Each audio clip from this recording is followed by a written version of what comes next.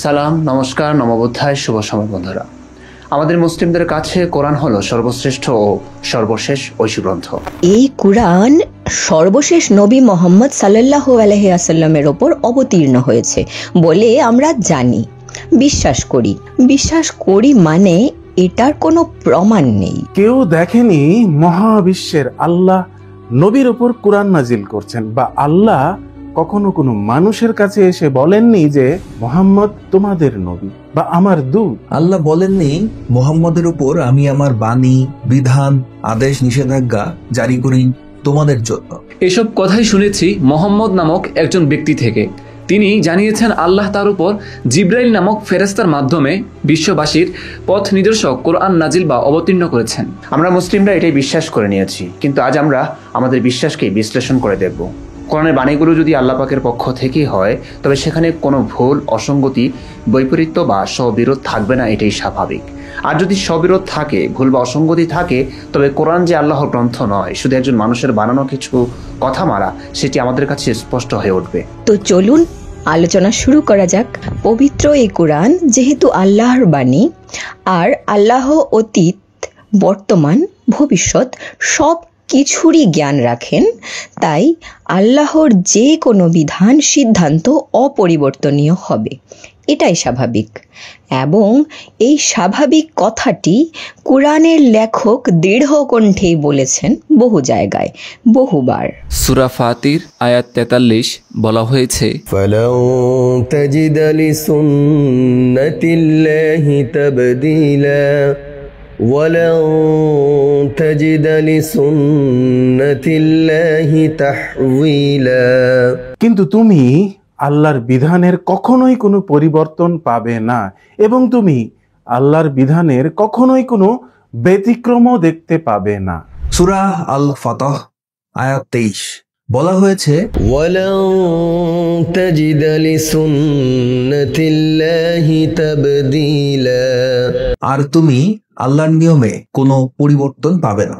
সূরা আল ইসরা আয়াত 77 বলা হয়েছে, ওয়ালা তাজিদু লিসুন্নাতিনা তাহওয়িলা। তুমি আমার নিয়মে কোনো পরিবর্তন পাবে না। দর্শক, কোরআনের লেখক অত্যন্ত আত্মবিশ্বাসের সাথেই বহুবার বহু জায়গায় এই কথা বলেছেন যে তার কথার কোনো হেরফের হয় না, এবং এটি যৌক্তিকও বটে। কেননা আল্লাহর বর্ণনায় কোরআনের নানান জায়গায় বলা হয়েছে আল্লাহ অতীত, বর্তমান, ভবিষ্যতের খবর জানেন। উদাহরণস্বরূপ সূরা বাকারা আয়াত 255 দেখি, বলা হয়েছে ইয়ালামু মা বাইনা আইদিহিম ওয়া মা খালফাহুম। সম্মুখের অথবা পশ্চাতের সবই তিনি অবগত আছেন। সুতরাং যিনি অতীত, বর্তমান, ভবিষ্যৎ সম্পর্কে সব জানেন, তার কথা, বিধান, সিদ্ধান্তে কোনো হেরফের বা নড়চড় হবে না, এটাই স্বাভাবিক। কিন্তু এত আত্মবিশ্বাসের সাথে কুরআনের আল্লাহ তার কথায় হেরফের হয় না বলার পরেও আমরা দেখতে পাচ্ছি কুরআনের বহু আয়াত বিধানের হেরফের হয়েছে, পরিবর্ধন হয়েছে। ইসলামের ভাষায় এটিকে নাস্খ বলে। নাস্খ মানে কি সেটি অভিধান থেকে দেখুন। আল মুজামুল লফি 1064 পৃষ্ঠা। নাসাখা ইয়ানসাখু বা বেফাতাহার মাজদার। আর নাস্খ রহিত করা, বাতিল করা, প্রত্যাহার করা, মনসুখ করা, অনুলিপি করা। এই নাস্খ শব্দ থেকে ইসমে ফাইল বা কর্তৃবাচ্য বিশেষ্য হলো নাসিখ, যার অর্থ রহিতকারী, আর ইসমে মফউল হলো মনসুখ, যার অর্থ দাঁড়ায় যাকে রহিত করা হয়েছে। সোজা কথায় কুরআনের বহু আয়াতে নাস্খ হয়েছে।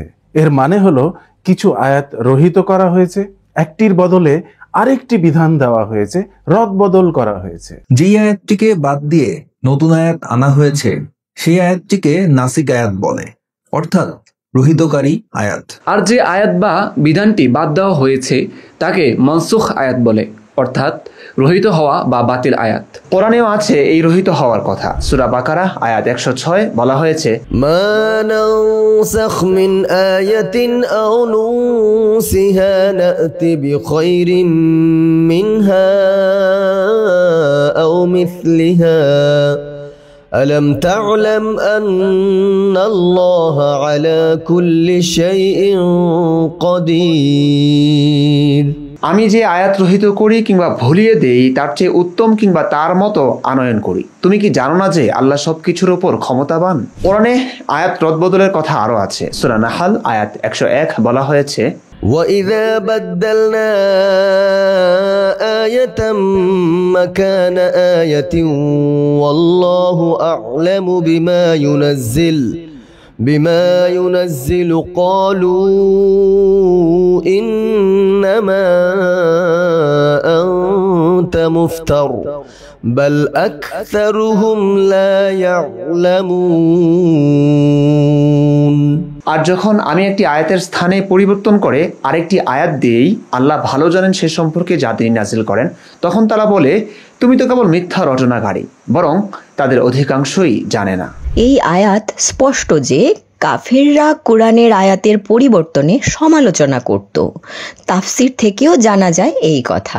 চলুন তাফসিরে আহসানুল বয়ান থেকে সূরা বাকারার 106 নম্বর আয়াতের তাফসির দেখি। তাফসির আহসানুল বয়ান, সম্পাদনায় আব্দুল হামিদ মাদানী, ইসলামিক সেন্টার, পৃষ্ঠা নম্বর 31। ইহুদিরা তাওরাতের বাক্য রহিত হওয়াকে অসম্ভব মনে করত, ফলে কোরআনের কিছু আয়াত রহিত হওয়ার কারণে তার উপরও আপত্তি উত্থাপন করলো। মহান আল্লাহ তাদের খণ্ডন করে বললেন, জমিন ও আসমানের রাজত্ব তারই হাতে, তিনি যা উচিত মনে করেন তাই করেন। যে সময় যে বিধান লক্ষ্য ও কৌশলের দিক দিয়ে উপযুক্ত মনে করেন সেটাকেই তিনি বহাল করেন এবং যেটাকে চান রহিত ঘোষণা করেন। এটা তার মহাশক্তির এক নিদর্শন। পূর্বের কিছু ভ্রষ্ট লোক যেমন আবু মুসলিম আসফাহানি, মোতাজেলি এবং বর্তমানের কিছু লোক ইয়াহুদীদের মতো নাসখ মানতে অস্বীকার করেছে। তবে সঠিক কথা তাই যা পূর্বের আলোচনায় সুস্পষ্ট হয়েছে। নাসখ সুসাব্যস্ত হওয়ারই আকীদা রাখতেন পূর্বের সালাফগণ। দর্শক, সহিহ হাদিস দ্বারাও প্রমাণিত যে কোরআনে নাসখ হতো। সহিহ বুখারী ইসলামিক ফাউন্ডেশন হাদিস নং 4174। আব্দুল্লাহ ইবনে জুবাইর রাদিয়াল্লাহু তাআলা আনহু থেকে বর্ণিত, তিনি বলেন, আমি ওসমান ইবনু আফফান রাদিয়াল্লাহু তাআলা আনহুকে উক্ত আয়াত সম্পর্কে বললাম যে এই আয়াত তো অন্য আয়াত দ্বারা মানসুখ বা রহিত হয়ে গেছে, অতএব উক্ত আয়াত আপনি মুসহাফে লিখেছেন অথবা রাবি বলেন কেন বর্জন করছেন না? তখন তিনি অর্থাৎ ওসমান রাদিয়াল্লাহু তাআলা আনহু বললেন, হে ভাতিজা, আমি মুসহাফের স্থান থেকে কোনো জিনিস পরিবর্তন করব না। সাহাবাদেরও ব্যাপকভাবে জানাশোনা ছিল একের পর এক আয়াত বদলে যাওয়ার কথা। আশ্চর্যের বিষয় হলো এসব আবার সব সাহাবীদের জানাও থাকতো না। মহাবিশ্বের মহাস্রষ্টা, যার কোরআন নাকি বিজ্ঞানময়, সেই তিনি তার বিধান একের পর এক বদলে ফেলতেন, কিন্তু সেই খবর সাহাবাদের কাছেই পৌঁছানোর ক্ষমতা নেই তার। যাক, আমাদের যুগ অনেক ভালো, প্রযুক্তির ব্যবহারে আমরা পৃথিবীর সকল মানুষের কাছে কত সহজেই বার্তা পৌঁছাতে পারছি। দর্শক, এবার চলুন একটু যুক্তি ও বুদ্ধির আলোকে দেখি স্রষ্টার কিতাবে নসখ বা আইন পরিবর্তনের ব্যাপারটি মানা যায় কিনা। দর্শক, বেশ কিছু কারণেই নসখ বা আল্লাহর বিধান পরিবর্তনের ব্যাপারটি অযৌক্তিক মনে হয়। প্রথমত, কোরআন নাজিল হয়েছে রমজান মাসে, যেমনটি আছে সূরা বাকারার 185 নং আয়াতে বলা হয়েছে, শাহরু রমাদানাল্লাযী উনজিলা ফীহিল কুরআন, রমজান মাস যাতে কোরআন নাজিল করা হয়েছে। কিন্তু সূরা কদর আয়াত 1 বলা হয়েছে, ইন্না আনজালনাহু ফী লাইলাতিল কদর, আমি কোরআনকে কদরের রাতে নাজিল করেছি। এই দুটো আয়াতের মাঝে তো সমন্বয় করা যায়। রমজান মাসেই কদরের রাত, যদিও কোরআন হাদিসের কোথাও কদরের রাত কোনটি তা সুনির্দিষ্ট করে বলা হয়নি। প্রশ্ন থেকে যায়, কোরআন যে রাতে নাজিল হলো এমন গুরুত্বপূর্ণ রাত্রি সম্পর্কে কেন নির্দিষ্ট করে জানানো হলো না? যা হোক, এটি আমাদের টপিক না, সমস্যা অন্য জায়গায়। কুরআন রমজানের কদরের রাতে নাজিল হয়েছে মানলাম, কিন্তু সিরাত, হাদিস, ইতিহাস, বাস্তবতা ইত্যাদি থেকে জানা যায় নবীর ওপর 23 বছর ধরে ধাপে ধাপে কুরআন নাজিল হয়েছে। এই দুটোর মাঝে সমন্বয় কিভাবে সম্ভব? আমাদের সম্মানিত আলেমরা এর সমাধান কিভাবে দিয়ে থাকেন চলুন তাফসির থেকে দেখে আসি। তাফসিরে আহসানুল বয়ান 1096 নং পৃষ্ঠা। অর্থাৎ এই রাতে অর্থাৎ কোরআন অবতীর্ণ আরম্ভ করেছেন, অথবা তা লৌহে মাহফুজ হতে দুনিয়ার আসমানে অবস্থিত বাইতুল ইজ্জাতে এক দফায় অবতীর্ণ করেছেন, আর সেখান থেকে প্রয়োজন মোতাবেক নবী সাল্লাল্লাহু আলাইহি ওয়াসাল্লামের ওপর অবতীর্ণ করা হয়েছে এবং তা 23 বছরে পরিপূর্ণ হয়ে গেছে। দর্শক, 23 বছর ধরে কুরআন নাজিল হয়েছে নাকি রমজানের বিশেষ একটি রাতে? এই দুই স্ববিরোধী বর্ণনার মাঝে সমন্বয় সাধন করতে বলা হলো দুটি কথা, দুটি সমাধান। আসলে কি সমাধান নাকি সমস্যার আরো জটিল এক অধ্যায়ের সূচনা? চলুন বোঝার চেষ্টা করি। প্রথম কথাটি অর্থাৎ শবে কদরে কুরআন নাজিল সূচনা হয়েছে, এটি যে একটি হাস্যকর মন্তব্য তা স্পষ্ট, কারণ কুরআনে এমনটি বলাই হয়নি। স্পষ্ট আছে شهر رمضان الذي أنزل فيه القرآن রমজান মাস যাতে কুরআন নাজিল করা হয়েছে। কোরআন বলতে পুরো কোরআনের কথাই বলা হয়েছে, কোরআনের কোনো অংশ না। মন গড়া ব্যাখ্যা করলেই হবে না। দ্বিতীয় ব্যাখ্যা করলেন এভাবে, পুরো কোরআন লৌহে মাহফুজে সংরক্ষিত আছে, সেখান থেকে রমজানের কদরের রাত্রিতে একেবারে প্রথম আসমানে অবস্থিত বাইতুল ইজ্জাতে নাজিল হয়েছে। প্রথম আসমানের বাইতুল ইজ্জাহ থেকে ধাপে ধাপে জিব্রাইলের মাধ্যমে নবীর উপর 23 বছর জুড়ে কোরআনের আয়াতগুলো নাজিল হয়েছে। তার মানে এই কোরআন লৌহে মাহফুজে আসমান জমিন সৃষ্টির 50,000 বছর পূর্ব থেকে লিপিবদ্ধ। লৌহে মাহফুজের কোরআনটাই সবে কদরে প্রথম আসমানে একেবারে নাজিল হয়েছিল। সেই একই কোরআন জিব্রাইলের মাধ্যমে নবীর উপর 23 বছরে অবতীর্ণ হয়েছে। এখন প্রশ্ন হলো, লৌহে মাহফুজের কোরআন যা আসমান জমিন সৃষ্টির আগে থেকে লিপিবদ্ধ, সংরক্ষিত, হুবহু যেমন আছে তেমনি প্রথম আসমানে নাজিল হলো, সেই একই কোরআন জিব্রাইলের মাধ্যমে নবীর উপর নাজিল হলে কিভাবে সেই কোরআনের আয়াতে পরিবর্তন, পরিবর্ধন, পরিমার্জন বা সংশোধন হতে পারে? সেই সংশোধিত আয়াতগুলো কোথা থেকে আসতো? পরিবর্তনগুলো কি লাউহে মাহফুজে লিখিত কোরআনে সংশোধন করা হয়েছে, নাকি লাউহে মাহফুজে যা লেখা আমাদের আজকের কোরআন ভিন্ন রকম? পুরাই গন্ডগোল। দ্বিতীয়ত, আসমান জমিন সৃষ্টির আগেই আল্লাহ এই কোরআনের সকল বিষয়, সকল চরিত্র লিপিবদ্ধ করেছেন।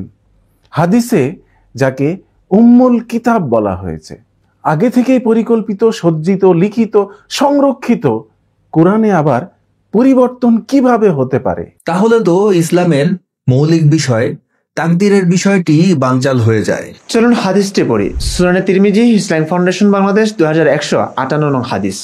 আব্দুল ওয়াহিদ ইবনে সালিম রাদিয়াল্লাহু আনহু থেকে বর্ণিত, তিনি বলেন, আমি একবার মক্কায় এলাম, সেখানে আতা ইবনে আবু রবাহ রহমতুল্লাহি আলাইহির সঙ্গে দেখা করলাম। তাকে বললাম, হে আবু মোহাম্মদ, বাসরাবাসীরা তো তাকদীরের অস্বীকৃতিমূলক কথা বলে। তিনি বললেন, প্রিয় বৎস, তুমি কি কোরআন তেলাওয়াত করো? আমি বললাম, হ্যাঁ। তিনি বললেন, সূরা আয-যুখরুফ তেলাওয়াত করো তো। আমি তেলাওয়াত করলাম। হামিম, কসম, সুস্পষ্ট কিতাবের, আমি তা অবতীর্ণ করেছি আরবি ভাষায় কোরআন রূপে, যাতে তোমরা বুঝতে পারো। তা রয়েছে আমার কাছে উম্মুল কিতাবে, এ তো মহান জ্ঞান গর্ভ। তিনি বললেন, উম্মুল কিতাব কি তা জানো? আমি বললাম, আল্লাহ এবং তার রসুলই ভালো জানেন। তিনি বললেন, এ হলো একটি মহাগ্রন্থ, আকাশ সৃষ্টিরও পূর্বে এবং জমিন সৃষ্টিরও পূর্বে আল্লাহ তাআলা তা লিপিবদ্ধ করে রেখেছেন। এতে আছে ফেরাউন জাহান্নামীদের অন্তর্ভুক্ত। এতে আছে তাব্বাত ইয়াদা আবি লাহাবি ওয়া তাব, আবুল হাবের 2টি হাত ধ্বংস হয়েছে এবং ধ্বংস হয়েছে সে নিজেও। অর্থাৎ এই কোরআনের সকল বিষয়, সকল বিধান আবুল লাহাব ও ফেরাউন সহ সকল চরিত্র আগে থেকেই নির্ধারিত। এই উম্মুল কিতাবই লৌহে মাহফুজের কোরআন, এটিও স্পষ্ট। এই কোরআনই তো মুহাম্মদের উপর জিব্রাইলের মাধ্যমে নাজিল হয়েছে ধাপে ধাপে। এমনই যদি হয়, তবে সেই কোরআনের আয়াত নবীর উপর তাৎক্ষণিক ঘটনার প্রেক্ষাপটে কিভাবে পরিবর্তন হতে পারে? দর্শক, আইন পরিবর্তনের বিষয়টি সর্বজন বিদিত। জগতের রাষ্ট্র আইন আদালতে একটি বিধান রহিত করে আরেকটি বিধান জারি করা হয়। এর কয়েকটি রূপ হতে পারে। একটি আইন প্রণয়ন করবার পর আবার সেটিকে পরিবর্তন করার মানে হলো আগের আইনটি ভুল ধারণার উপর নির্ভর করে প্রণয়ন করা হয়েছিল। এরপর যখন বিষয়টির প্রকৃত স্বরূপ উদ্ঘাটিত হলো, তখন প্রথম আইনটি বদলে নতুন আইন প্রণয়ন করা হলো। বলাই বাহুল্য, এই ধরনের আইন পরিবর্তন আল্লাহর ক্ষেত্রে হতেই পারে না, কারণ আল্লাহ ভুল ধারণার উপর নির্ভর করে কোনো সিদ্ধান্ত বা আইন প্রণয়ন করেন না। তিনি অতীত, বর্তমান, ভবিষ্যৎ জানেন। এই ভুল মানুষের পক্ষে সম্ভব, কারণ মানুষ ভবিষ্যতে কি হবে সেটি জানে না। আল্লাহ এক্ষেত্রে বিপরীত। কিংবা প্রথম আইনটি বদলে আরেকটি আইন প্রণয়নের মানে এই যে আগের আইনটি ভবিষ্যৎ অবস্থার গতি প্রকৃতি জানা না থাকার কারণে সাময়িক আইন হিসেবে প্রণয়ন করা হয়েছিল। পরে এই অবস্থার পরিবর্তনের সাথে সাথে আরো সুন্দর, আরো নতুন নির্ভুল আইন প্রণয়ন করা হয়। এ ধরনের নাস্ক ও আল্লাহর আইন হতে পারে বলে ধারণা করা যায় না, কারণ তিনি অতীত, বর্তমান, ভবিষ্যৎ সবকিছু জানেন। যেহেতু ভবিষ্যতের গতি প্রকৃতিও তিনি জানেন, সুতরাং তিনি সাময়িক ভুল বা অসুন্দর আইন জারি করতে পারেন না। তিনি ভবিষ্যৎ জানলে ভুল ধারণার উপর নির্ভর করে আইন জারি করতে পারেন না, কিংবা আগে অসুন্দর, অনুপযোগী বা ভুল বিধানটি দিয়ে পরে সেটিকে শুধরাবার দরকার তার হয় না, যেহেতু আগে থেকেই তার সব জানা। তৃতীয় প্রকার নস্খ আছে এমন চিকিৎসকের প্রেসক্রিপশন লিখে দেওয়ার মতন, অর্থাৎ আইন রচয়িতা আগে থেকেই জানেন যে অবস্থার পরিবর্তন হবে এবং তখন এই আইন আর উপযোগী থাকবে না, অন্য আইন জারি করতে হবে। এরূপ জানার পর সাময়িকভাবে একরকম আইন জারি করে দেন, পরে পূর্ব জ্ঞান অনুযায়ী যখন অবস্থার পরিবর্তন ঘটে তখন পূর্ব সিদ্ধান্ত অনুযায়ী আইনও পরিবর্তন করেন। উদাহরণত রোগীর বর্তমান অবস্থার পরিপ্রেক্ষিতে চিকিৎসক ব্যবস্থাপত্র দেন। তিনি জানেন যে এই ওষুধ 2 দিন সেবন করবার পর রোগীর অবস্থার পরিবর্তন হবে এবং তখন অন্য ব্যবস্থাপত্র দিতে হবে। অবস্থার এমন পরিবর্তন জানার ফলে চিকিৎসক প্রথম দিন এক ওষুধ এবং পরে অন্য ওষুধ দিয়ে থাকেন। দর্শক, আমাদের সম্মানিত আলেমরা বলে থাকেন আল্লাহর কিতাবে এই তৃতীয় প্রকার নস্খি হয়ে থাকে রোগীর অবস্থা বুঝে ওষুধ চেঞ্জ করবার মতো। এই উদাহরণটি যে কত হাস্যকর তার সামনে কুরআনের কিছু নস্কের উদাহরণ টানলেই বুঝবেন। আপাতত এটুকু বলছি, এই যুক্তিও ধোপে টেকে না, কারণ 1450 বছর আগে নবীর মরার সাথে সাথে কুরআনের আয়াতও নাজিল হওয়া বন্ধ হলো। তার মানে নতুন ওষুধও নেই। কিয়ামত পর্যন্ত আগত মানুষের কি নতুন কোনো রোগ হবে না, কিংবা একই রোগীর অবস্থার পরিবর্তন ঘটবে না? তাহলে কিভাবে পৃথিবীর সমস্ত রোগীদের জন্য 1450 বছর আগের এক ওষুধ কার্যকর হতে পারে? সময় বদলেছে, আবহাওয়া বদলেছে, মানুষের চিন্তা চেতনা বদলেছে, পৃথিবীর রং পাল্টেছে, কিন্তু এখন আর ডাক্তার নতুন প্রেসক্রিপশন লিখে দিচ্ছেন না। ওই একই বিধানেই, একই প্রেসক্রিপশনেই চলছে। এটা খুবই হাস্যকর উদাহরণ। নবুয়তের ধারা বন্ধ হওয়ার ব্যাপারটিকেই প্রশ্নবিদ্ধ করে তোলে এই উদাহরণটি। আরেকটি ব্যাপার হলো চিকিৎসক তো প্রথম দিনেই রোগীর অবস্থা পরিবর্তন ও সেই পরিবর্তিত অবস্থায় কোন ওষুধ সেটি একেবারে লিখে দিতে পারতেন, তাই না? এমনটিও করলেন না। এক্ষেত্রে আলেমরা হয়তো বলেন এতে নাকি রোগীদের জন্য কঠিন হয়ে যেত, ভুল বোঝাবুঝির সৃষ্টি হতো। এটিও যে কি পরিমাণ হাস্যকর তা আমরা নাসেখ মানসুখের আয়াতগুলো ঘাটাঘাটি করলেই বুঝবো। এটি যে আসলে ত্রুটি, কোরআন আল্লাহর গ্রন্থ, আল্লাহর আইন হওয়ার বিষয়টিকে প্রশ্নবিদ্ধ করে তোলে, সেটি বোঝা যায় মুসলিমদের মধ্যে কিছু সংখ্যক মুসলিমদের এটিকে না মানার মাধ্যমে। এদের মধ্যে আছেন মুতাজিলা সম্প্রদায়। তারা বলেছেন কোরআনে নাসখি হয়নি। আবু মুসলিম ইস্পাহানিকে এই মতবাদের প্রবক্তা বলা হয়। কি করুণ অবস্থা! যেখানে কোরআনেই বলা হয়েছে কোরআনে নাসখ হয়েছে, সেখানে এই ত্রুটি ঢাকতে কেউ দাবি করেছেন কোরআনে নাসখ হয়নি। আবার কেউ নানাভাবে নানা গোজামিল দিয়ে বোঝানোর চেষ্টা করছেন নাসখের যৌক্তিকতা। কিন্তু এতদূর সত্ত্বেও নস্খ যে একটি ত্রুটি, কুরআনকে আল্লাহর গ্রন্থ হিসেবে গ্রহণ করবার ক্ষেত্রে একটি বড় ধাক্কা, সেটি বোঝা যায় আলেমদের নস্খের সংখ্যা কমানোর প্রবণতা দেখে। জি দর্শক, আপনারা জানলেন কুরআনে নাসখ হয়েছে। প্রশ্ন তো আসবেই, কতগুলো আয়াতে নাসখ হয়েছে? চলুন উত্তর খুঁজি বই থেকে। আল ফাজুল কবির ফি উসুল তাফসির, শাহ ওলিউল্লাহ মুহাদ্দিস দেহলভী, পৃষ্ঠা 46। পূর্ববর্তীদের মতে মনসুখ আয়াতের সংখ্যা। পূর্ববর্তী অর্থাৎ সাহাবা ও তাবেঈন তাফসিরকাররা নাসখ শব্দটিকে যেভাবে ভিন্ন ভিন্ন স্থানে ব্যবহার করেছেন, তাতে এই বিতর্কটি বেশ ব্যাপক হয়ে ওঠে। সে ধারা অনুসরণ করে জ্ঞানের পরীক্ষার ক্ষেত্র প্রশস্ত হয়ে যায়। তার অনিবার্য ফল দ্বারায় মতনৈক্যের প্রসারতা। বস্তুত তাদের সব মতগুলো যদি সামনে রাখা হয়, তাহলে মনসুখ আয়াতের সংখ্যা 500-এর উপরে চলে যায়। বরং সে বিভিন্ন মতগুলো যদি বেশি সময় নিয়ে যাচাই করা হয়, তাহলে বোঝা যাবে যে মনসুখ আয়াত অসংখ্য। দর্শক, এখানে দেখলেন পূর্ববর্তী অর্থাৎ নবীর যুগের কাছাকাছি নবীর স্পর্শধন্য সাহাবী তাবেঈদের কাছেই মানসুখ আয়াতের সংখ্যা 500 বা অসংখ্য ছিল।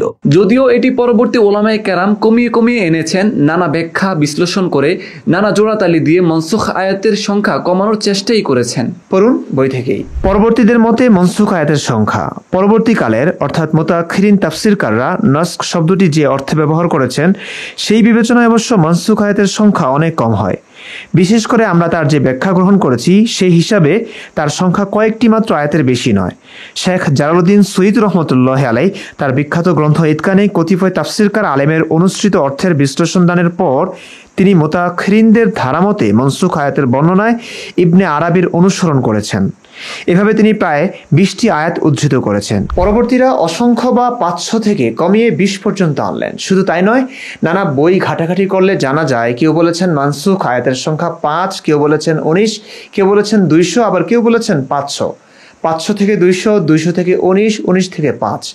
বুঝতেই পারছেন, যুগে যুগে এই সংখ্যাটি কমিয়ে আনারই চেষ্টা করা হয়েছে। কেন? কারণ আলেমদের নিকটই এটি একটি ত্রুটি।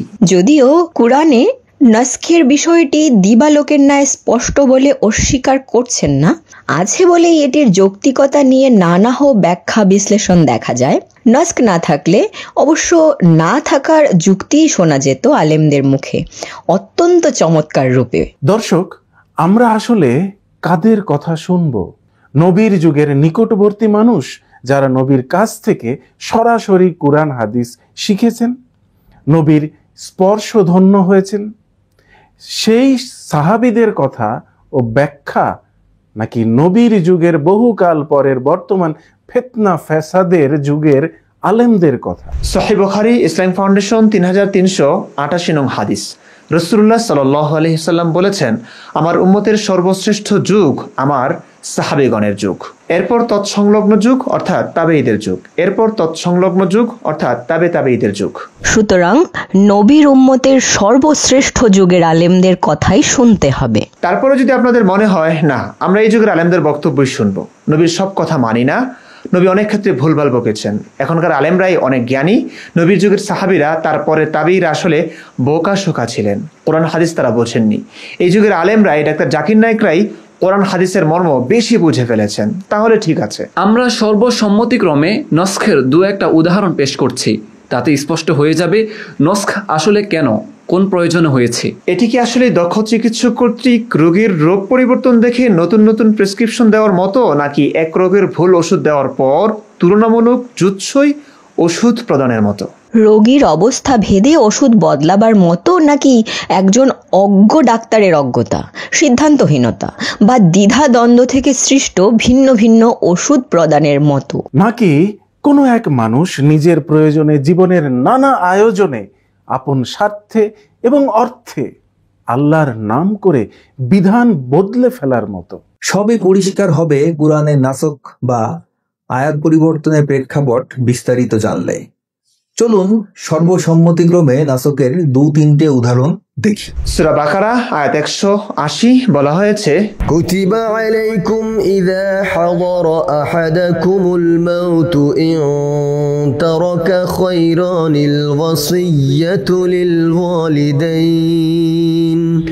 للوالدين والأقربين بالمعروف حقا على المتقين।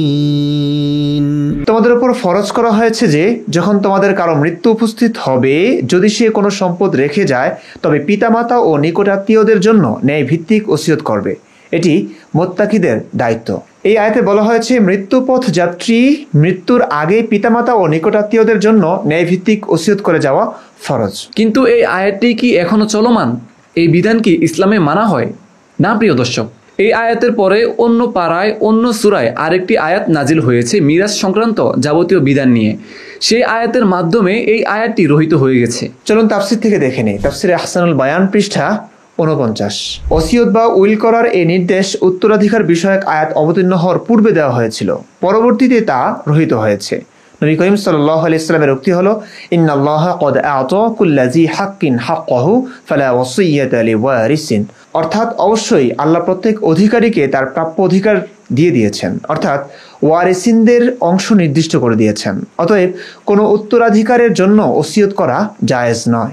প্রায় সব তাফসিরে পেয়ে যাবেন এই তথ্যটি। অর্থাৎ প্রথমে আল্লাহ মৃত ব্যক্তির পিতামাতা ও নিকটাত্মীয়দের জন্য ওসিয়ত করা ফরজ করেছেন, কিন্তু পরে সূরা নিসার 11 নং আয়াতে মৃত ব্যক্তির রেখে যাওয়া সম্পদ উত্তরাধিকারদের মধ্যে কে কত ভাগ পাবে প্রত্যেকের নির্দিষ্ট অংশ নিয়ে বিস্তারিত আলোচনা এসেছে। এই আয়াতটি রহিত করে দিয়েছে সূরা বাকারার 180 নং আয়াতটিকে। প্রশ্ন হলো, এখানে কি রোগীর রোগ বুঝে ডাক্তারের ব্যবস্থাপত্র বদলে ফেলার মতো হয়েছে? কোনোভাবে কি গোজামিল দিয়ে এটি বলা যায়? না, স্পষ্টতই এখানে কোরআনের লেখকের অজ্ঞতা, সিদ্ধান্তহীনতা পরিলক্ষিত হচ্ছে। প্রথমে দ্বিধাদ্বন্দ্বে ছিলেন মৃত ব্যক্তির পিতামাতা ও নিকটাত্মীয়দের জন্য কি ব্যবস্থা করা যায় সেটি নিয়ে। তাই কোনো রকম বাকারার 180 নং আয়াতটি নাজিল করলেন। পরে লেখক আরও পরিণত হলেন, প্রথম বিধানের অনেক অসামঞ্জস্য, অসঙ্গতি, ত্রুটি দেখলেন। তারপর পিতামাতার জন্য ওসিয়তের আয়াত বাদ দিয়ে পিতামাতা ও অন্যান্যদের জন্য নির্দিষ্ট অংশ নির্ধারণ করে দিলেন। এখানে রোগীর অবস্থা একই আছে, অসুখের মাত্রাও বৃদ্ধি বা হ্রাস ঘটেনি, কিন্তু ডাক্তার প্রথমে একই রোগীর জন্য একরকম ওষুধ দিলেন, পরে আবার সেই রোগীর জন্যই অন্য ওষুধ দিলেন। বোঝাই যাচ্ছে এই হেরফের মহাবিশ্বের ক্ষমতাধর আল্লাহ, যিনি কোরআনের অনেক জায়গায় আত্মবিশ্বাসের সাথে ঘোষণা করেছিলেন তার কথার পরিবর্তন হয় না, এবং যিনি ভবিষ্যতের জ্ঞান রাখেন, এই বিধান তার বিধান হতেই পারে না। বরং তার নাম করে কোরআনের আয়াতগুলো বলে বলে একজন সাধারণ মানুষ নবীগিরি দেখিয়ে নিজের স্বার্থই হাসিল করে গেছেন আজীবন। দ্বিতীয় সূরা মুজাদালা আয়াত 12 বলা হয়েছে, يا أيها الذين آمنوا إذا ناجيتم الرسول فقدموا بين يدي نجواكم صدقة ذلك خير لكم وأطهر فإن لم تجدوا فإن الله غفور رحيم। হে মুসলিমগণ, তোমরা যখন রাসূলের সাথে একান্তে কথা বলতে চাও তখন তোমাদের এরূপ কথার পূর্বে কিছু সাদাকা পেশ করো, এটি তোমাদের জন্য শ্রেয়তর ও পবিত্রতর। কিন্তু যদি তোমরা সক্ষম না হও তবে আল্লাহ পরম ক্ষমাশীল, অতিশয় দয়ালু। এই আয়াত নাজিলের প্রেক্ষাপট তো আয়াতের অর্থ থেকেই বোঝা যায়, তারপরেও চলুন তাফসির থেকেই দেখে নেই। তাফসিরে আহসানুল বয়ান পৃষ্ঠা 966। প্রত্যেক মুসলিম নবী সাল্লাল্লাহু আলাইহি ওয়াসাল্লামের সাথে নির্জনে কথা বলার আশা রাখত, এতে রাসূল সাল্লাল্লাহু আলাইহি ওয়াসাল্লামের বেশি কষ্ট হতো। কেউ কেউ বলেন মুনাফিকরা খামোখা নবী করিম সাল্লাল্লাহু আলাইহি ওয়াসাল্লামের সাথে চুপি চুপি কথোপকথনে ব্যস্ত থাকতো, যাতে মুসলিমরা কষ্ট অনুভব করতেন। এই জন্য মহান আল্লাহ এই নির্দেশ অবতীর্ণ করলেন, যাতে নবী করিম সাল্লাল্লাহু আলাইহি ওয়াসাল্লামের সাথে চুপি চুপি কথা বলার প্রবণতা শেষ হয়ে যায়। দর্শক, আয়াতটি আমাকে স্মরণ করে দেয় আমার ইমামতির জীবনের কথা। একটি মসজিদের ইমাম হিসেবে সাধারণ মানুষের সীমাহীন ভালোবাসা, শ্রদ্ধা যেমন মেলে, তেমনই কিছু বিব্রতকর পরিস্থিতির মুখোমুখিও হতে হয় আমাদের ইমাম সাহেবদের। যেমন ভালোবেসে ওরা আমার রুমে এসে বসে থাকতো, গল্প করতে চাইতো, নানান ইসলামী প্রশ্ন করে সময় কাটাতে চাইতো। এতে সীমাহীন বিরক্ত হতাম আমি, কারণ তারা রুম খালি না করলে আমি ব্যক্তিগত সময় কাটাতে পারবো না। মোবাইল টিপা, মেসেঞ্জারে মেয়েদের সাথে চ্যাটিং, ইউটিউবে গান দেখা, নাটক মুভি দেখা ইত্যাদি সম্ভব হতো না আমার জন্য। কারণ আমি যাদের এসব হারাম হারাম বলে ওয়াজ করে টাকা কামাই, তাদের সামনে কখনো এসব করা যাবে না। তাই তাদের উপস্থিতি আমাকে কষ্ট দিত, বিরক্ত করত। কিন্তু আমি লাজুক ছিলাম, মুখের ওপর তাদের তাড়িয়ে দেওয়াও সম্ভব ছিল না আমার পক্ষে। আমি এই নির্যাতন চোখ বুজে সয়ে যেতাম। হুবহু একই রকম ঘটনা ঘটেছে আমাদের প্রিয় নবীজির ক্ষেত্রে। তিনি নিজেকে নবী দাবি করে হয়ে উঠলেন মানুষের মধ্যমণি, নেতা, লোক সমাগমের কেন্দ্রবিন্দু। সরল সহজ লোকজন এসে তার সাথে দীর্ঘ আলাপচারিতায় লিপ্ত হয়ে যায়, ব্যক্তিগত কথা বলতে থাকেন। নবী আমার মতোই মুখের উপর নিষেধ করা পাবলিক ছিলেন না, সহ্য হচ্ছিল না, কারণ তারও ব্যক্তিগত কাজ ছিল। তার যুগে যদিও মোবাইল ইন্টারনেট ছিল না, কিন্তু তার ব্যক্তিগত ইচ্ছা অভিলাষ তো থাকতেই পারে। হাদিস থেকে আমরা জানি তার সেই ইচ্ছে অভিলাষ কি হতে পারে। সহিহ বুখারী ইসলামিক ফাউন্ডেশন পরিচ্ছেদ 185। একাধিকবার বা একাধিক স্ত্রীর সাথে সঙ্গত হওয়ার পর একবার গোসল করা, 266 নম্বর হাদিস। আনাস ইবনে মালিক রাদিয়াল্লাহু তাআলা আনহু থেকে বর্ণিত, তিনি বলেন, নবী সাল্লাল্লাহু আলাইহি ওয়াসাল্লাম তার স্ত্রীগণের কাছে দিনের বা রাতের কোনো এক সময় পর্যায়ক্রমে মিলিত হতেন। তারা ছিলেন 11 জন। বর্ণনাকারী বলেন, আমি আনাস রাদিয়াল্লাহু তাআলা আনহুকে জিজ্ঞাসা করলাম তিনি কি এত শক্তি রাখতেন। তিনি বললেন, আমরা পরস্পর বলাবলি করতাম যে তাকে 30 জনের শক্তি দেওয়া হয়েছে। দর্শক, যিনি দিনের বা রাতের এক সময়ে তার সব বিবিদের সাথে মিলিত হওয়ার কামনা বাসনা রাখেন, তার কাছে যদি মানুষ তাদের ব্যক্তিগত কথাবার্তা নিয়ে পড়ে থাকে, তাহলে এটি তার জন্য সীমাহীন বিরক্তির কারণই হবে। কি করবেন তিনি? নবীও ছিলেন আমার মতো লাজুক, মুখ ফুটে বলতে পারতেন না তোমরা এখন যাও, আমার একটু প্রেম পেয়েছে, বউদের কাছে যেতে হবে বা অন্য কিছু। ঠিক যেমন আমি বলতে পারতাম না মুসল্লিদের তোমরা এখন যাও, আমার মোবাইল টেপার আছে। মুখ ফুটে আমি এবং আমাদের প্রিয় নবীজি দুজনেই এসব বলতে না পারলেও আমাদের প্রিয় নবীজির ছিল এক আল্লাহ পাক, যে কোনো প্রয়োজনেই তিনি সে আল্লাহ পাকের পক্ষ থেকে আয়াত নামিয়ে মানুষদের নিয়ন্ত্রণ করতে পারতেন। ঠিক তেমনি এই বিব্রতকর পরিস্থিতির সামাল দিতে তিনি সূরা মুজাদালার 12 নং আয়াতটি নাজিল করলেন। বলা হলো, এখন থেকে তোমরা নবীর সাথে গোপন বা ব্যক্তিগত আলাপচারিতায় লিপ্ত হতে হলে তোমাদের গুনতে হবে কিছু সদকা।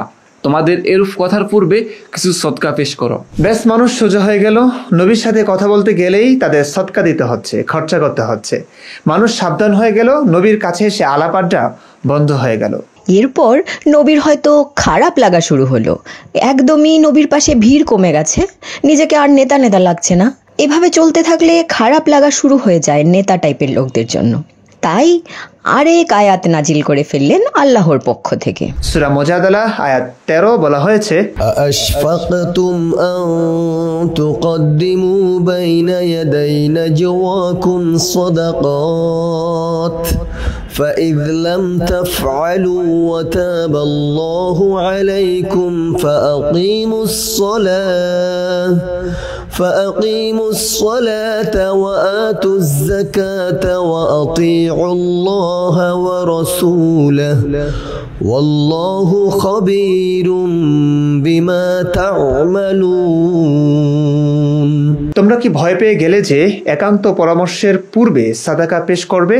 হ্যাঁ, যখন তোমরা তা করতে পারলে না আর আল্লাহ তোমাদের ক্ষমা করে দিলেন, তখন তোমরা সালাত কায়েম করো, যাকাত দাও এবং আল্লাহ ও তার রাসূলের আনুগত্য করো। তোমরা যা করো আল্লাহ সেই সম্পর্কে সম্যক অবগত। দর্শক, দিবালোকের ন্যায় স্পষ্ট যে একজন লোক তার নিজের প্রয়োজনে আল্লাহর নাম করে আয়াতগুলো নাজিল করতেন, প্রয়োজন ফুরিয়ে গেলে আবারও বদলে ফেলতেন আয়াত। তারপরেও যদি অস্পষ্টতা থাকে, আমি অনুরোধ করব ভিডিওর শুরুতে বলা আসমান জমিন সৃষ্টির আগের কোরআনের লিপিবদ্ধ হওয়া, লাউহে মাহফুজে এই কোরআন সংরক্ষিত থাকা, সেই একই কোরআন কদরের রাতে প্রথম আসমানে অবতীর্ণ হওয়া এবং সেখান থেকে জিবরাইলের ধাপে ধাপে আয়াতগুলো নাজিল হওয়ার ক্রমটির দিকে লক্ষ্য করে ভাবুন। কোনোভাবেই কি মেলানো যায়? muslimbangla.com-এ নাস্ক নিয়ে প্রশ্নের উত্তরে একটি আর্টিকেল দেখলাম। সেখানে এই উদাহরণটি এনে এভাবে বোঝানো হচ্ছিল, পূর্বের আয়াতে সদকা করার যে নির্দেশ দেওয়া হয়েছিল, এই আয়াত তা মানসুখ বা রহিত করে দিয়েছে। কেননা যে উদ্দেশ্যে এই নির্দেশ দেওয়া হয়েছিল তা পূরণ হয়ে গিয়েছিল। লোকে মহানবী সাল্লাল্লাহু আলাইহি ওয়াসাল্লামের থেকে সময় নেওয়ার ব্যাপারে সতর্ক হয়ে গিয়েছিল। মুনাফিকরাও বুঝে ফেলেছিল এরপরও তারা আগের মতো দুষ্কৃতি চালাতে থাকলে তাদের মুখোশ খুলে দেওয়া হবে। কাজেই এই আয়াত জানাচ্ছে এখন আর সদকা করা জরুরি নয়। দেখলেন অবস্থা, মুনাফিকরা বুঝে ফেলেছিল এরপরেও আগের মতো দুষ্কৃতি চালাতে থাকলে তাদের মুখোশ খুলে দেওয়া হবে, মানে আবার আয়াত নাজিল করে আল্লাহ সতর্ক করে দেবেন। প্রিয় দর্শক, লৌহে মাহফুজে তো কোরআন একভাবে লেখা হয়েই গেছে, সেই কোরআনই তো জিবরাইল নিয়ে আসছেন নবীর কাছে, তাই না? তাহলে কিভাবে অদ্ভুত পরিস্থিতি সামাল দিতে আবার নতুন নতুন আয়াত নাজিল হবে? আলেমরা যেভাবে ব্যাখ্যা বিশ্লেষণ করছেন, এদের কি খবর আছে এরা কি বলেন? তৃতীয় উদাহরণ, সূরা মুজাম্মিল আয়াত 1 থেকে 4। নবীকে উদ্দেশ্য করে বলা হয়েছে, ইয়া আইয়ুহাল মুজাম্মিল, হে চাদর আবৃত, কুমিল লাইলা ইল্লা কলিলা, রাতে সালাতে দাঁড়াও কিছু অংশ ছাড়া, নিসফাহু আও ইনকুস মিনহু কলিলা, রাতের অর্ধেক কিংবা তার চেয়ে কিছুটা কম, আও জিদ আলাইহি ওয়ারাত্তিলিল কুরআনা তারতিলা, অথবা তার চেয়ে একটু বাড়াও আর স্পষ্টভাবে ধীরে ধীরে কোরআন আবৃত্তি করো। অর্থাৎ এই আয়াতগুলো আল্লাহ নাকি নবীকে উদ্দেশ্য করে বাড়তি বিধান দিয়েছেন। রাতের অর্ধেক বা রাতের 1/3 বা 2/3 নবীকে কিয়ামুল লাইল বা রাত জাগরণ করতে বলা হয়েছে। অর্ধরাত জেগে ইবাদতের কথা নবীর জন্য ফরজ করে দিয়েছেন আল্লাহ পাক। নবীর জন্য বিশেষ বিধান সম্বলিত খুবই কষ্টকর এই আয়াতগুলোর মাধ্যমে প্রমাণিত হয় নবী সত্য। কোরআন নবীর নিজের লেখা নয়, আল্লাহ পাকেরই বিধান এসব। কেননা কেউ নিজের জন্য এত অমানবিক বিধান দেবে না যে অর্ধরাত ইবাদতে কাটাও। মনে পড়ে যায় 2 বছর আগের কথা। আস্তিক নাস্তিক তর্কের এক পর্যায়ে এক মুমিন ভাই এভাবেই বলেছিল, কেউ নিজের জন্য এমন বিধান দেবে নাকি? স্পষ্টতই বোঝা যাচ্ছে এটি আল্লাহ পাকের বিধান, এই কোরআন আল্লাহর এই কালাম। তখন অনেক অজ্ঞ ছিলাম, বোকা ছিলাম, এই কথা শুনেই ইমান শক্তভক্ত হয়ে গিয়েছিল। কিন্তু এই সূরার ওই 20 নং আয়াতেই মহান আল্লাহ পাক নবীর এই কষ্ট দূর করে দিয়েছেন। সেটি আমি তখনও জানতাম না। চলুন দেখি কোরআন থেকে সূরা মুজাম্মিল আয়াত 20 বলা হয়েছে, নিশ্চয়ই তোমার রব জানেন যে তুমি রাতে 2/3 কিছু কম অথবা অর্ধ রাত অথবা রাতের 1/3 সালাতে দাঁড়িয়ে থাকো এবং তোমার সাথে যারা আছে তাদের মধ্য থেকে একটি দলও। আর আল্লাহ রাত ও দিন নিরূপণ করেন, তিনি জানেন যে তোমরা তা করতে সক্ষম হবে না, তাই তিনি তোমাদেরকে ক্ষমা করলেন। অতএব তোমরা কোরআন থেকে যতটুকু সহজ ততটুকু পড়ো। তিনি জানেন তোমাদের মধ্যে কেউ কেউ অসুস্থ হয়ে পড়বে, আর কেউ কেউ আল্লাহর অনুগ্রহ সন্ধানে পৃথিবীতে ভ্রমণ করবে, আর কেউ কেউ আল্লাহর পথে লড়াই করবে। যতটুকু সহজ ততটুকু পড়ো, আর সালাত কায়েম করো, জাকাত দাও এবং আল্লাহকে উত্তম ঋণ দাও। আর তোমরা নিজেদের জন্য মঙ্গলজনক যা কিছু অগ্রে পাঠাবে তোমরা তা আল্লাহর কাছে পাবে প্রতিদান হিসেবে উৎকৃষ্টতর ও মহত্তর রূপে। আর তোমরা আল্লাহর কাছে ক্ষমা চাও, নিশ্চয়ই আল্লাহ অতি ক্ষমাশীল পরম দয়ালু। দর্শক, আয়াতটির সারমর্ম হলো অর্ধরাত পর্যন্ত নামাজ পড়তে আল্লাহ যে বিধান দিয়েছেন, নবী বা নবীর সাহাবীদেরও সেই বিধানটি আল্লাহ শিথিল করে দেন। আগে এটি বাধ্যতামূলক ছিল, এখন সেটি বাধ্যতামূলক নয়। কেন এটি করলেন? কারণ নবীর এই বিধানটি মানতে কষ্ট হচ্ছিল। কেননা দিন রাতের নিরূপণ আল্লাহ করেন, কিন্তু এটি নাকি নবী বা সাহাবীদের পক্ষে সম্ভব না। তাই যেহেতু রাতের গণনা তাদের পক্ষে অসম্ভব, সেহেতু এই বিধানটি রহিত করে দিলেন। চিন্তা করলেন অবস্থা, বিজ্ঞানময় করণের আল্লাহ একটা ঘড়ি আবিষ্কার করে দিয়েই তার এই বিধানটিকে বলবৎ রাখতে পারতেন। সেটি না হয় আল্লাহ পারলেন না, ঘড়ি যে তখনও নানান দেশে আবিষ্কৃত হয়ে গেছিল সেটিও তো নবীকে জানাতে পারতেন, তাই না? সেটিও জানাতে পারলেন না।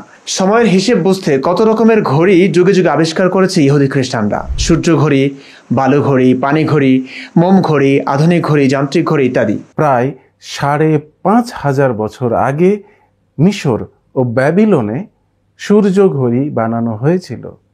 নবীর যুগের কত আগে, খ্রিস্টপূর্ব 1400 সালে মিশরীয়রা আবিষ্কার করেছিল পানি ঘড়ি।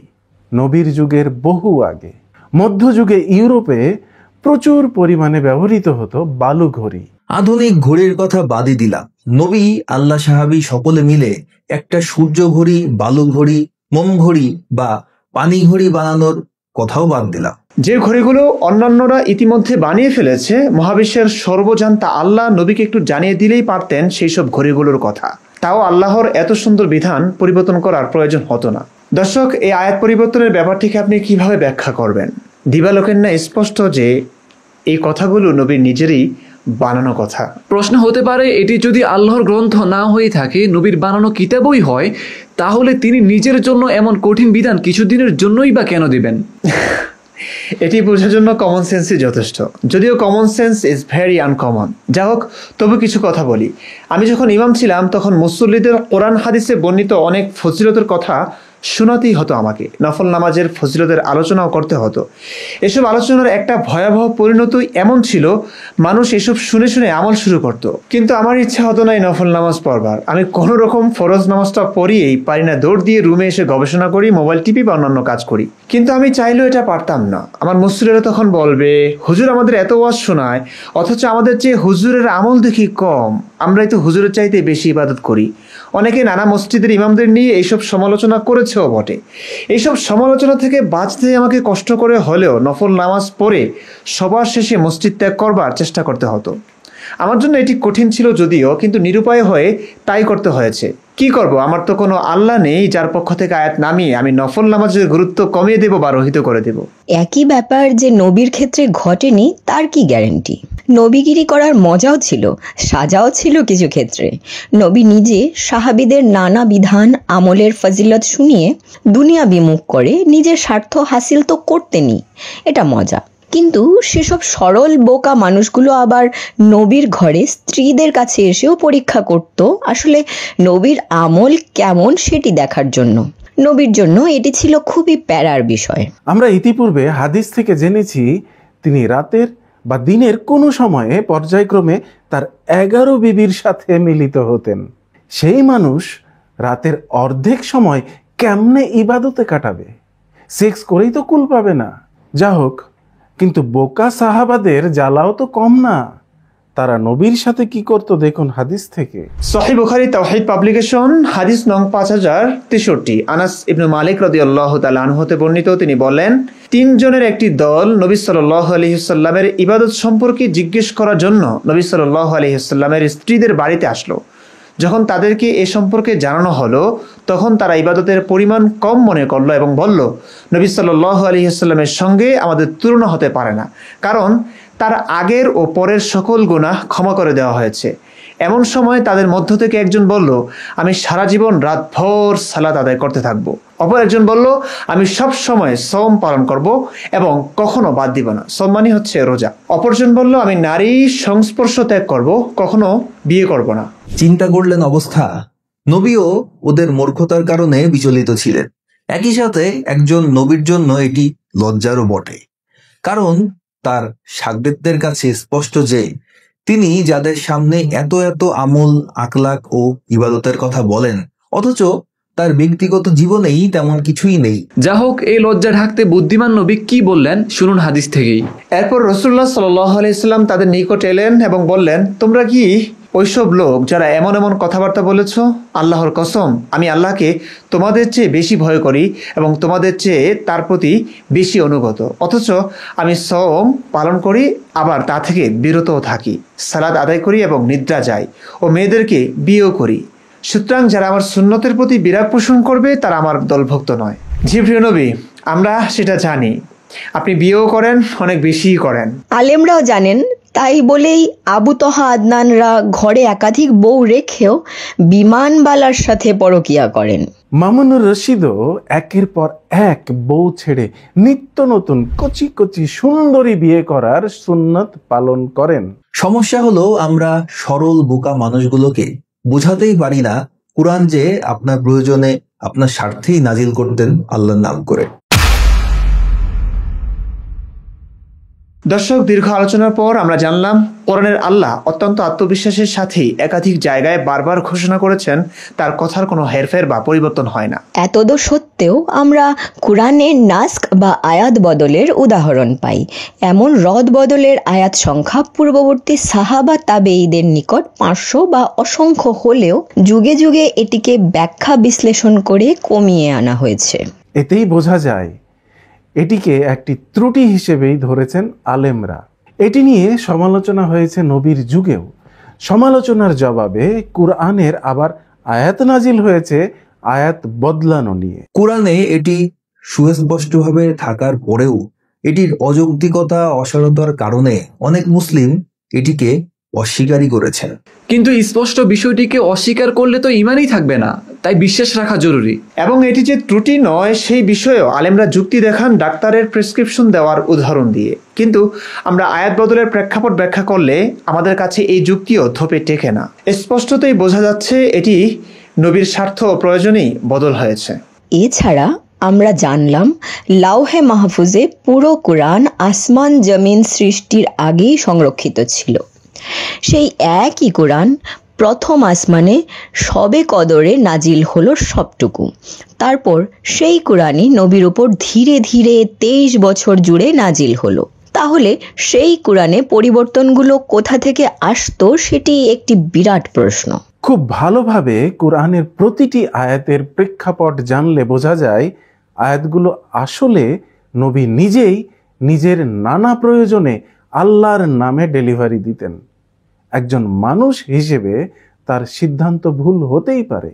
সিদ্ধান্ত ভুল হলে আবার তিনি নাস্কের মাধ্যমে আয়াত বদলে ফেলতেন। স্বাভাবিক যুক্তি এটাই ছিল, কুরআন যদি মানবজাতির পথনির্দেশিকা গ্রন্থ হয় তবে আল্লাহর পক্ষ থেকে সেটি একবারই চলে আসতো, কারণ মানবজাতির জীবনের এই সফরের জন্য কেমন কি পরিমাণ পাথেয়র প্রয়োজন হয় সেটা তো স্রষ্টার জানা থাকার কথা।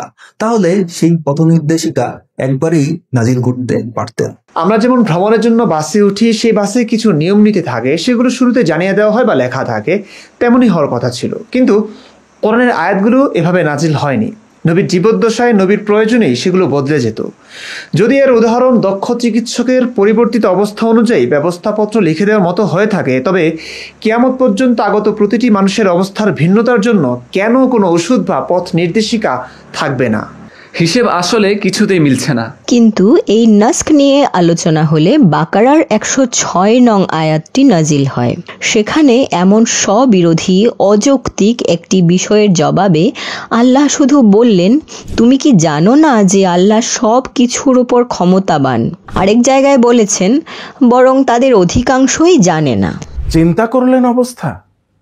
আল্লাহ উত্তর দিলেন, আল্লাহ সবকিছু পারেন এবং মানুষরা অধিকাংশই জানে না, এই বলে।